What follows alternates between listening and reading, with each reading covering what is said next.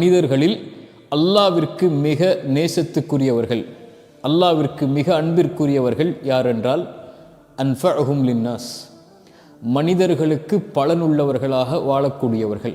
அல்லாஹு அக்பர். தன்னோடு வாழக்கூடிய படைப்பினத்திற்கு, மனித இனத்திற்கு, முஸ்லிம்களுக்கு மட்டுமல்ல, கிறிஸ்துவர்களுக்கு மட்டுமல்ல, இந்துக்களுக்கு மட்டுமல்ல, உலகத்தில் மனிதன் என்ற உருவத்தில் தோற்றத்தில் பிறந்த எல்லோருக்கும் பலனுள்ளவனாக வாழ்பவனே அல்லாவிற்கு விருப்பத்திற்குரியவன், அல்லாஹ் அவரை நேசிக்கிறான் என்று அல்லாஹுடைய தூதர் ஸல்லல்லாஹு அலைஹி வஸல்லம் சொன்னார்கள். ரசூலுல்லாஹி ஸல்லல்லாஹு அலைஹி வஸல்லம் அவர்கள் ஒரு ஹதீஸில் சொன்னார்கள், அல்லாஹ் நாளை மறுமையில் ஒரு அடியானை பார்த்து கேட்பான், நான் நோயுற்றிருந்தேன், ஏன் என்னை நலம் விசாரிக்க வரவில்லை? நான் தாகித்திருந்தேன், ஏன் என் தாகத்திற்கு தண்ணீரை கொடுக்கவில்லை? நான் உணவுக்கான தேவையில் இருந்தேன், ஏன் எனக்கு உணவை கொடுக்கவில்லை என்று அல்லாஹ் கேட்பான். அந்த அடியான் கேட்பான், நீயா இறைவா, நீயா என்னிடத்திலே உணவை கேட்டாய்? நீயா என்னிடத்திலே தண்ணீரை கேட்டாய்? நீயா என்னிடத்திலே தேவைக்காக வந்தாய்? அப்போது அல்லாஹ் ரப்புல் ஆலமீன் சொல்வான், என் அடியான் ஒருவன், என் படைத்த படைப்பில் ஒருவன், என் அடிமை ஒருவன், மனிதன் ஒருவன் நோயுற்றிருந்தான், அவனை நீ நலம் விசாரிக்க செல்லவில்லை.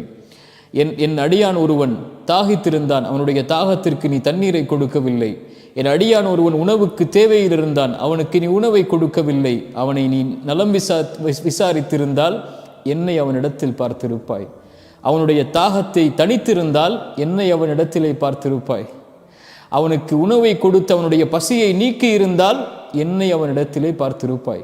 அங்கே இஸ்லாம், கிறிஸ்தவம், இந்து என்ற வேற்றுமை கிடையாது. ரசூலுல்லாஹி ஸல்லல்லாஹு அலைஹி வஸல்லம் அவர்கள் சொன்னார்கள், ஒரு மனிதன் ஒரு பாதைகளில் நடந்து சென்றான், தாகம் ஏற்படுகிறது, கிணறு இருக்கிறது, இறங்கி தண்ணீர் குடிக்கிறான். கிணற்றிலிருந்து வெளியே வந்து பார்க்கிறான், ஒரு நாய் தண்ணீருக்காக தாகத்தில் அங்கே இருக்கக்கூடிய சகதியில் இருக்கக்கூடிய தண்ணீரை நாக்கால் தடவி கொண்டு இருக்கிறது. அவன் சொல்லுகிறான், அந்த அடியான், இந்த நாய் எனக்கு ஏற்பட்ட தாகத்தை போன்று அதுவிற்கும் தாகம் ஏற்பட்டிருக்கிறது என்று கூறி மறுபடியும் கிணற்றில் இறங்கி அந்த நாயுடைய தாகத்திற்கு தண்ணீரை கொடுத்து அந்த நாயை திருப்திப்படுத்துகிறான். அல்லாஹுடைய தூதர் ஸல்லல்லாஹு அலைஹி வஸல்லம் சொன்னார்கள், இந்த அடியானுக்கு இறைவன் அல்லாஹ் நன்றி செலுத்தினான், அவனுடைய பாவத்தை மன்னித்தான். ஒரு நாய்க்கு செய்யக்கூடிய அந்த உதவியை, அந்த நீரை கொடுத்தலை அல்லாஹ் தனக்கு செய்யக்கூடிய உதவியாக கருதி அந்த அடியானுக்கு நன்றி செலுத்துகிறான். படைப்பினத்திற்கு நன்றி செலுத்தினால் படைத்தவனுக்கு நன்றி செலுத்துதலுக்கு அது சமம். படைப்பினங்களை நோவினைப்படுத்தினால் படைத்தவனை நோவினைப்படுத்தலுக்கு சமம். ரசூலுல்லாஹி ஸல்லல்லாஹு அலைஹி வஸல்லம் சொன்னார்கள், ஒரு பெண் ஒரு பூனையை கட்டி கொடுமைப்படுத்திய காரணத்தால் உணவளிக்காமல் தண்ணீர் கொடுக்காமல் அல்லாஹ் அந்த பெண்ணுக்கு நரகத்தை கொடுத்தான்.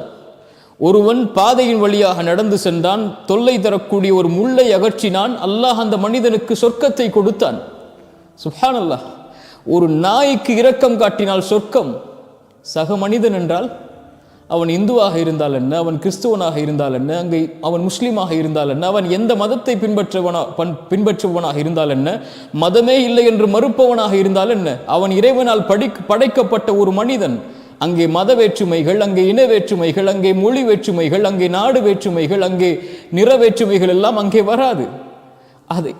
அதைத்தான் இஸ்லாம் ஒரு முஸ்லிமுக்கு போதிக்கிறது. உதாரணமாக, பள்ளியில் தொழுகை நடக்கிறது, பக்கத்தில் இருக்கக்கூடிய ஒரு கோயிலில் தீப்பற்றி எரிகிறது, அங்கே மனிதர்கள் கூச்சல் அடிக்கிறார்கள். இங்கே தொழுகையா, அந்த மனிதர்களுக்கு உதவி செய்தலா? இஸ்லாம் சொல்லுகிறது, இந்த நேரத்தில் நீ செய்ய வேண்டியது அந்த மனிதர்களுக்கு சென்று உதவி செய், இதைவிட அது மேலானது. இப்போது அதைத்தான் அல்லாஹுடைய தூதர் ஸல்லல்லாஹு அலைஹி வஸல்லம் சொன்னார்கள், அல்லாஹ் ரப்புல் ஆலமீன் மனிதர்களில் யாரை அல்லாஹ் நேசிக்கிறான்? மனிதர்களுக்கு பலனுள்ளவனாக வாழக்கூடியவர்களை.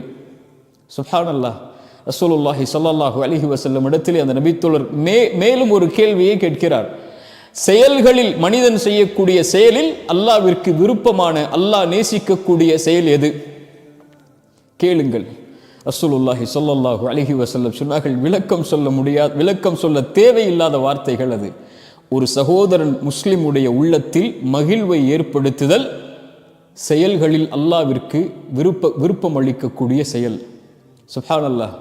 அல்லது அவனுடைய கஷ்டத்தை நீக்குதல், அல்லது அவனுடைய கடன் சுமையை நீக்குதல், அல்லது அவனுடைய பசியை நீக்குதல். இந்த செயல்களெல்லாம் அல்லாஹ்விற்கு விருப்பமான செயல். தொழுகை மட்டுமல்ல, ஜகாத் மட்டுமல்ல, அல்லாஹுடைய பாதையில் தங்களுடைய நிறங்களையும் தோற்றங்களையும் மாற்றிக்கொள்ளுதல் மட்டுமல்ல.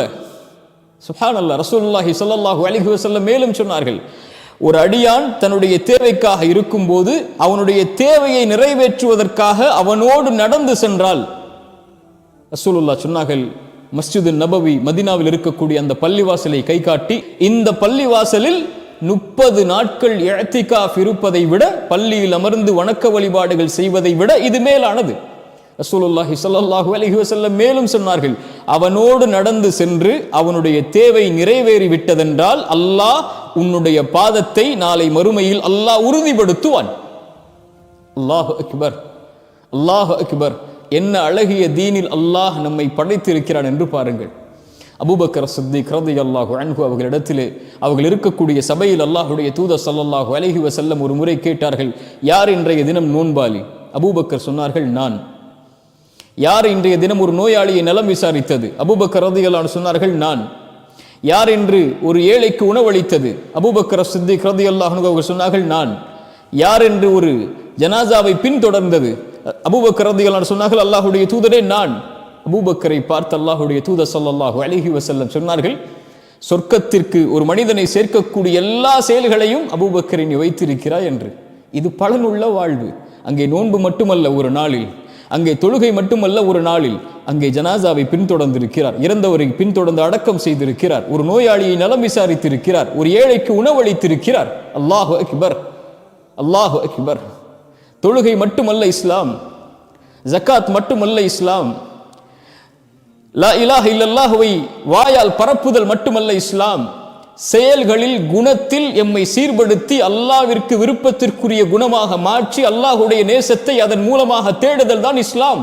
ரசூலுல்லாஹி ஸல்லல்லாஹு அலைஹி வஸல்லம் இடத்திலே ஒரு நபித்தோழர் கேட்டார், அல்லாஹ்வுடைய தூதரே, ஒரு பெண் வணக்க வழிபாட்டில் முழுமையாக இருக்கிறாள், 5 வேளை தொழுகையை தொழுகிறாள், இரவு வணக்கத்தை தொழுகிறாள், கடமையான நோன்பை நோக்கிறாள், அதிகமாக தான தர்மங்கள் செய்கிறாள், ஆனால் அந்த பெண்ணால் அண்டை வீட்டார் நோவினை அடைகிறார். இந்த பெண் யார்? அல்லாஹ்வுடைய தூதரே.